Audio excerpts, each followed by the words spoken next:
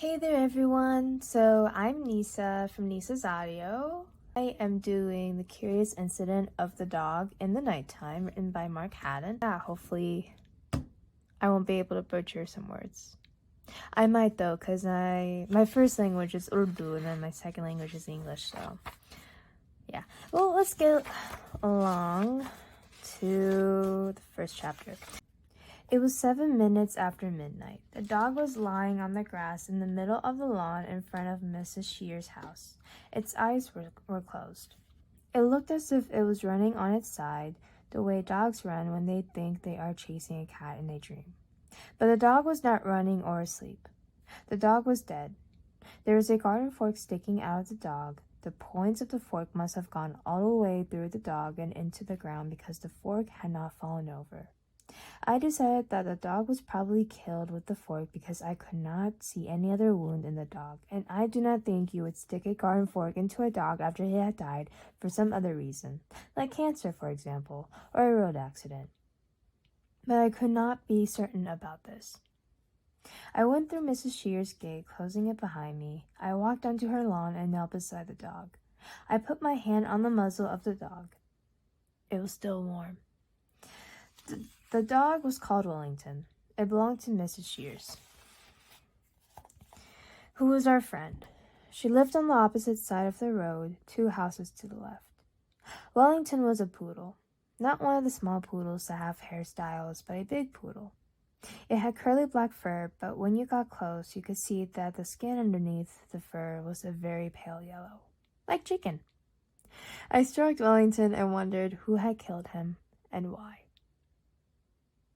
Chapter 3. My name is Christopher John Francis Boone.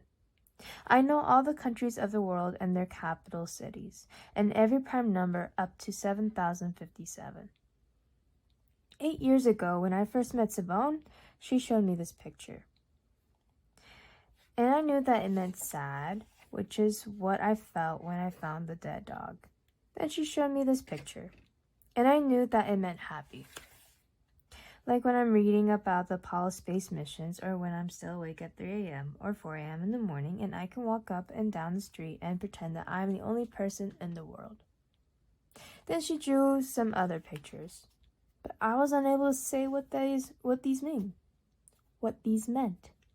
I got Simone to draw lots of these faces and then write down next to them exactly what they meant. I kept the piece of paper in my pocket and took it out when I didn't understand what someone was saying.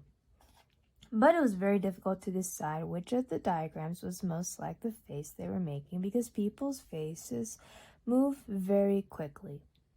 When I told Simone that I was doing this, she got out a pencil and another piece of paper and said it probably made people feel very... And then she laughed. So I tore the original piece of paper up and threw it away. And Simone apologized. And now if I don't know what someone is saying, I ask them what they mean, or I walk away. Chapter 5. I pulled the fork out of the dog and lifted him into my arms and hugged him. He was leaking blood from the fork holes. I like dogs. You always know what a dog is thinking. It has 4 moods: happy, sad, cross, and concentrating. Also, dogs are faithful, and they do not tell lies because they cannot talk. I had been hugging the dog for 4 minutes when I heard screaming. I looked up and saw Mrs. Shears running towards me from the patio. She was wearing pajamas and a housecoat. Her toenails were painted bright pink and she had no shoes on. She was shouting, "What in fuck's name have you done to my dog?" I do not like people shouting at me. It makes me scared that they are going to hit me or touch me and I do not know what is going to happen. "Let go of the dog," she shouted. "Let go of the dog for Christ's sake." I put the dog down on the lawn and moved back 2 meters. She bent down. I thought she was going to pick the dog up herself, but she didn't. Perhaps she noticed how much blood there was and didn't want to get dirty. Instead, she started screaming again. I put my hands over my ears and closed my eyes and rolled forward till I was hunched up with my forehead pressed onto the grass. The grass was wet and cold. It was nice. Chapter 7. This is a murder mystery novel. Sabone said I should write something I want to read myself. Mostly I read books about science and maths. I do not like proper novels. In proper novels, people say things like, I am veined with iron, with silver, and with streaks of common mud. I cannot contract into the firm fists which those clench who do not depend on stimulus. What does this mean? I do not know, nor does father, nor does Sabone or Mr. Juvons. I have asked them. Sabone had long blonde hair and wears glasses which are made of green plastic. And Mr. Juvon smells of soap and wears brown shoes that have approximately 60 tiny circular holes in each of them. But I do like murder mystery novels, so I'm writing a murder mystery novel. In a murder mystery novel, someone has to work out who the murderer is and then catch them. It is a puzzle. If it is a good puzzle, you can sometimes work out the answer before the end of the book. Sabone said that the book should begin with something to grab people's attention. That is why I started with the dog. I also started with the dog because it happened to me, and I find it hard to imagine things which did not happen to me. Sabone read the first page and said that it was different. She put this word into inverted commas by making the wiggly quotation sign with her first and second fingers. She said that it was usually people who were killed in murder mystery novels. I said that 2 dogs were killed in The Hound of the Baskervilles, the hound itself, and James Mortimer's spaniel. But Sabone said that they weren't the victims of the murder. Sir Charles Baskerville was. She said that this was because readers cared more about people than dogs. So if a person was killed in a book, readers would want to carry on reading.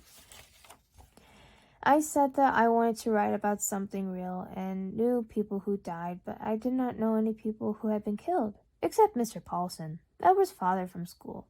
And that was a gliding accident, not murder, and I didn't really know him.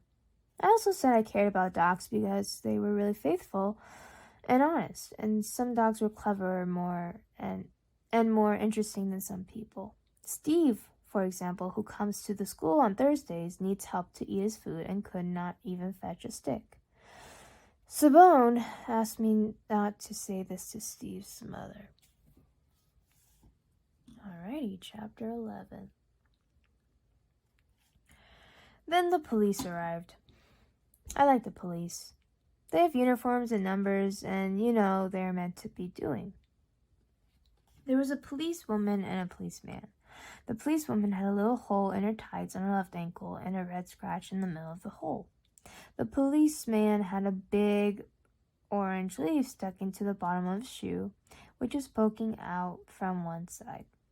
The policewoman put her arms around Mrs. Shears and led her back toward the house. I lifted my head off the grass. The policeman squatted down beside me and said, "Would you like to tell me what's going on here, young man?" I sat up and said, "The dog is dead." "I got that far," he said. I said, "I think someone killed the dog." "How old are you?" he asked. I replied, "I'm 15 years, 3 months, and 2 days. "And what precisely were you doing in the garden?" he asked. "I was holding the dog," I replied.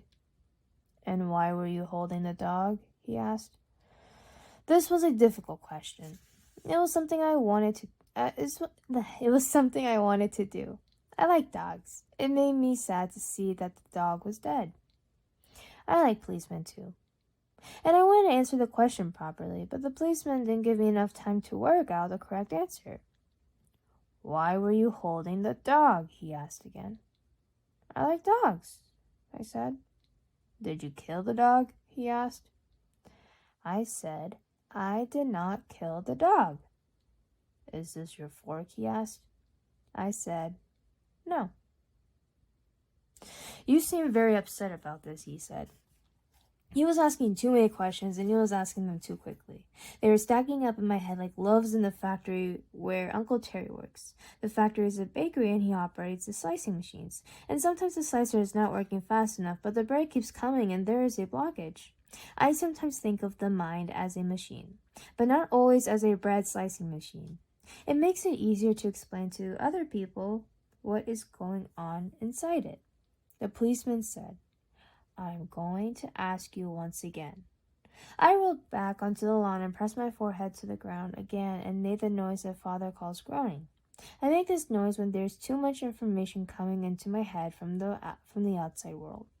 It is like when you are upset and you hold the radio against your ear and you tune it halfway between two stations so that all you get is white noise, and then you turn the volume right up so that is all you can hear, and then you know you are safe because you cannot hear anything else. The policeman took a hold of my arm and lifted me onto my feet. I didn't like him touching me like this, and this is when I hit him. Chapter 13. This will not be a funny book. I cannot tell jokes because I do not understand them. Here is a joke as an example. It is one of father's. His face was drawn, but the curtains were real. I know why this is meant to be funny, I asked. It is because drawn has 3 meanings, and they are 1, drawn with a pencil, 2, exhausted, and 3, pulled across the window, and meaning 1 refers to both the face and the curtains, meaning 2 refers only to the face, and 3 refers only to the curtains.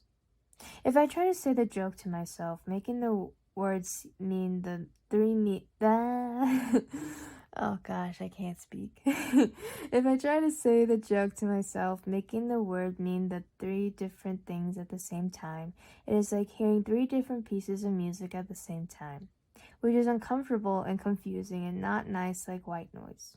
It is like 3 people trying to talk to you at the same time about different things. And that is why there are no jokes in this book.